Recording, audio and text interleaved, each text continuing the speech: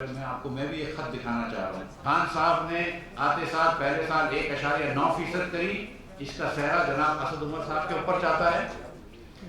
جس سال انہوں نے پاکستان کی تاریخ رقم کری اور 9.1% بجٹ ڈیفیسٹ کیا. ایک مہینے پہلے انہوں نے کہا تھا کہ 7.1 ارب روپیہ ہوگا اور پھر 9.1 ارب روپیہ ڈیفیسٹ ہوا جو تاریخ کا سب سے زیادہ ڈیفیسٹ تھا.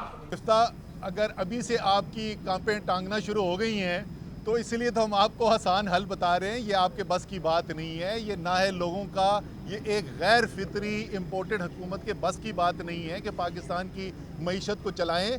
آج اسد عمر صاحب یہ بتا رہے ہیں ہم کو کہ معیشت اچھی ہے یا بری ہے، تو اسد عمر صاحب کو ذرا سوچنا چاہیے کہ ان کے ایک سال میں جب ان کے وزیر اعظم نے ان کو نکالا تھا تو بجٹ ڈیفیسٹ کیا تھا 9.1% اور شرح نمو ہو گئی تھی 1.9%.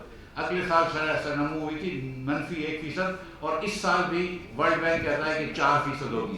جب ہم چھوڑ کے گئے تھے تو 6.1% چھوڑ کے گئے تھے. کہ جس کو تاریخی خسارہ کہہ رہے ہیں مفتاح، آخری ماہ جو تحریک انصاف کی حکومت کے بیرونی خسارے کے اسٹیٹ بینک نے ریکارڈ شائع کیے ہیں، اس کے مطابق $500 ملین کا بیرونی خسارہ تھا. الحمدللہ جو پہلا مہینہ میرا وزیر خزانہ تھا اس سے پہلے آخری مہینہ جو ہمیں ملا تھا اس میں $2.1 ارب کا خسارہ تھا، یعنی کہ 4 گنا زیادہ خسارہ ہمیں ملا تھا جو بنسبت اس وقت جو ان کو ملا ہے. ان پونے 4 سالوں میں اگر آج تک گن لوں تو خان صاحب نے 20,000 ارب روپے سے زیادہ قرض لیا ہے پونے 4 سال میں. اب اس کو کمپیئر کریں. صرف 4 ہفتے میں ہمارے زر مبادلہ کے ذخائر جو ہیں اس میں $5 ارب سے زیادہ کی کمی واقع ہوتی ہے.